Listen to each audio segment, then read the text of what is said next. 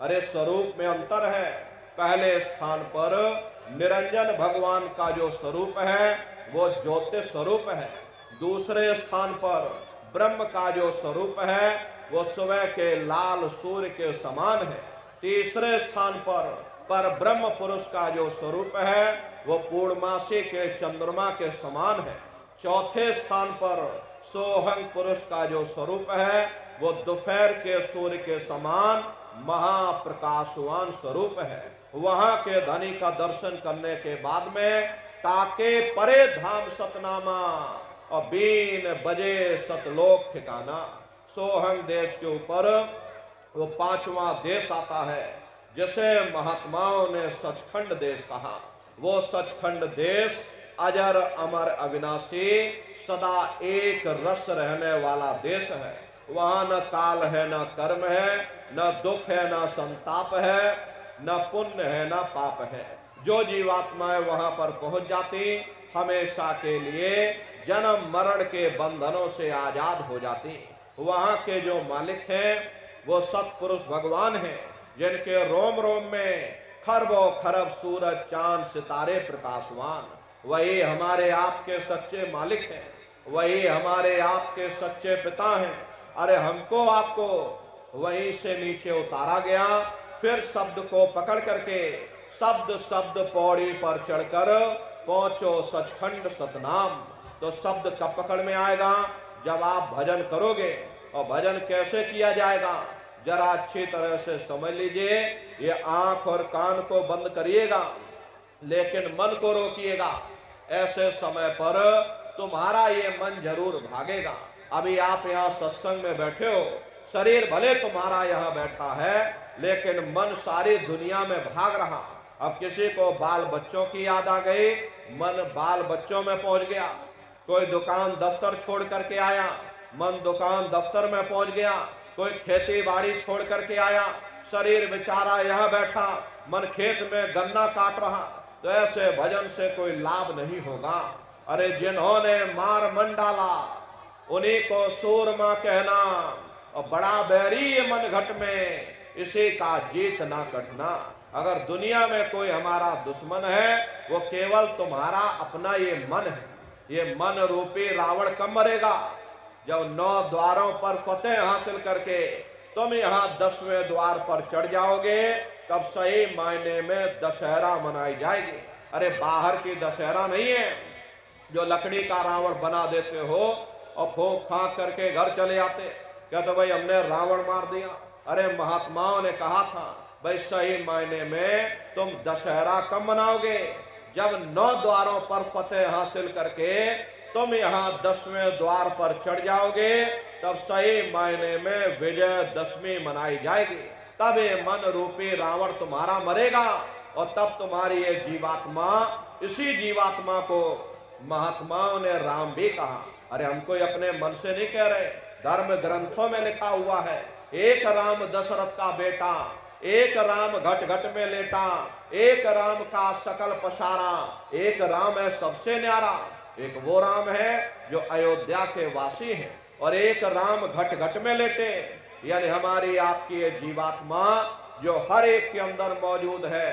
महात्माओं ने कहा भाई एक वो राम है, एक राम का सकल पसारा, यानी पहले स्थान के मालिक वो निरंजन भगवान जिनको दुनिया त्रिलोकीनाथ कहती है, जिनका ये पूरा पसारा, ये पूरा संसार है। महात्माओं ने कहा भाई एक वो राम है और एक राम है सबसे न्यारा, 5वें स्थान के मालिक वो सत्पुरुष भगवान जो हमारे आपके सच्चे पिता हैं। महात्माओं ने कहा भाई एक वो राम है। तो महात्मा तो उस राम की महिमा गाते हैं। मोटी बात आप पकड़िए, ये भजन कैसे करोगे? ये आंख और कान को बंद कर लेना, अंतर में गौर से सुनिएगा। शुरू शुरू में सीटी जैसी आवाज आप सभी को सुनाई पड़ेगी, उसे पकड़ लेना, सुनते रहना, सुनते सुनते उसी में लीन हो जाओ। कुछ समय बाद में दोबारा आपको अनुभव होगा कि कहीं बड़ी दूर से एक महीन आवाज, घंटे और शंख की आवाज हमारे कानों में बज रही, और जब घंटे शंख की आवाज आपको अपने अंदर सुनाई पड़ने लग जाए, तब आप सीटी की आवाज को छोड़ देना और घंटे शंख की आवाज को पकड़ लेना। एक बार प्रेमी भाई बहनों आप उस आवाज को पकड़ लो, फिर वो आवाज आपको नहीं छोड़ेगी, खींच करके शरीर बाहर कर देगी। रोज आना, रोज जाना, रोज ब्रह्मांडों की सैर करना, रोज देवी देवताओं के दर्शन करना, रोज भगवान राम के दर्शन करना, रोज भगवान कृष्ण के दर्शन करना और घूम करके फिर अपने शरीर रूपी घोंसले में वापस आ जाना। तो सुमरन, ध्यान और भजन 3 क्रियाएं आपको बताई गई, नित्य नियम से करिएगा। नागा नहीं होना चाहिए। अरे आप शरीर को देखो, भोजन देते हो, सुबह दोपहर शाम रात खाते रहते हो, लेकिन कभी तुमने विचार ये नहीं किया ये जीवात्मा जो जन्म जन्मांतरों से बेचारी भूखी प्यासी बैठी है, जिसकी शक्ति से तुम्हारा ये भारी भरकम शरीर चल रहा, तो कभी अपनी जीवात्मा को तुमने भोजन नहीं दिया।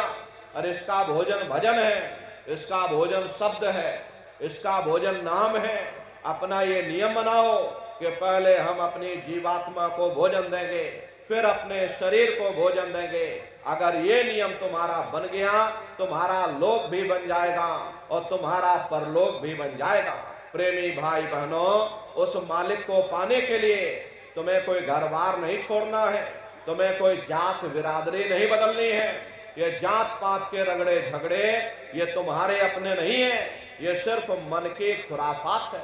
अरे आप अपनी बुद्धि से विचार करिएगा, जब गुरु नानक साहब नहीं आए थे तब कोई सिख नहीं था, जब मोहम्मद साहब नहीं आए थे तब कोई मुसलमान नहीं था, जब ईसा मसीह साहब नहीं आए थे तब कोई ईसाई नहीं था, और पीछे लौटते चले जाओ तो केवल मनुष्य ही मनुष्य रह जाते हैं।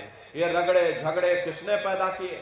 ये हमने आपने पैदा किए। अरे कोई भी महात्मा यहाँ पर आकर के न कोई कौम मनाने आता है, न कोई महात्मा यहाँ मजहब चलाने आते हैं, न कोई यहाँ जात बिरादरी को बदलने आते हैं, और ना ही आप हमारे हाथों में ये डंडे और तलवारें देने के लिए आते हैं। अरे आप तो सच्चा मार्ग, सनातन मार्ग समझाने के लिए इस धराधाम पर शरीर रूप में अवतरित होते हैं। इसीलिए महात्मा कहते हैं भाई जाति पात पूछे नहीं कोई, हरि का भजय सो हरि का होई। लोग यहाँ जात पात बनाते बनाते मर गए, लेकिन ऐ नर नारियों, जब तुम्हारी ये जीवात्मा इस मनुष्य रूपी चोले को छोड़ करके ऊपर जब तुम धर्मराज की कचहरी में पहुंचोगे, वहां न तुमसे ये पूछा जाएगा कि भाई तुम किस जाति के हो, या तुम किस कौम के हो, या तुम किस मजहब के हो। अरे भाई तुम हिंदू हो या मुसलमान हो, तुम हिंदुस्तान से आए हो या तुम पाकिस्तान से आए हो, अरे वहां तुम्हारे कर्म देखे जाएंगे, भक्ति भाव देखा जाएगा, मालिक से मिलने का प्रेम और प्यार देखा जाएगा। इसीलिए महात्मा समझाते हैं भाई मालिक को पाने के लिए तुम्हें कोई जात बिरादरी नहीं बदलनी है, तुम्हें कोई घर परिवार नहीं छोड़ना है, तुम्हें कोई बाल बच्चे नहीं छोड़ने हैं, तुम्हें कोई जंगलों पहाड़ों में नहीं भटकना, तुम्हें कोई काले नीले पीले कपड़े नहीं पहनना, तुम्हें कोई साधु सन्यासी बाबा नहीं बनना।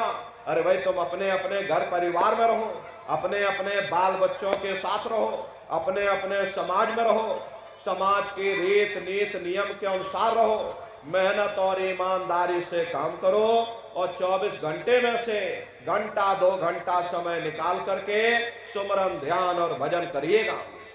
यही दौलत तुम्हारे काम आएगी, बाकी सब रगड़े और झगड़े ये सब तुम्हारे यहीं पड़े रह जाएंगे। सोए की एक नौक भी तुम्हारे साथ में जाने वाली नहीं है। बड़े बड़े राजे महाराजे आए, सारी जिंदगी उन्होंने ये किला बनाते बनाते गुजार दिया। आज उनके किलों को जाकर देखो, आज खंडहर बने पड़े हुए। विश्व विजेता सिकंदर सारी दुनिया पर राज करने का ख्वाब देखता था, वो भी मुट्ठी खोल करके चला गया। अरे कोई क्या साथ लेकर जाएगा? जो चीज तुम्हारे साथ में जाने वाली वो केवल परमात्मा की भक्ति है। इसलिए प्रेमी भाई बहनों, वो दौलत कमा लो जो अंत समय में तुम्हारे काम आवे, वरना ये समय तुम्हारा निकलता जा रहा, ये श्वासों की पूंजी ये दिन प्रतिदिन कम होती जा रही। एक समय ऐसा आएगा ये बुलबुला तुम्हारा फूट जाएगा, फिर ना जाने ये मनुष्य शरीर तुमको मिले ना मिले। अरे भटकते रह जाओगे युगों युगों के लिए। उन नरकों और चौरासियों में। इसलिए प्रेमी भाई बहनों, अहो भाग्य है आपका, आपको ये मनुष्य शरीर मिला है, आपको ये मौका मिला है। इस मौके का लाभ उठाओ। मनुष्य रूपी मंदिर में बैठ करके वो आत्म धन कमा लो, वो खजाना कमा लो, जिससे तुम्हारी जीवात्मा का कल्याण हो जावे।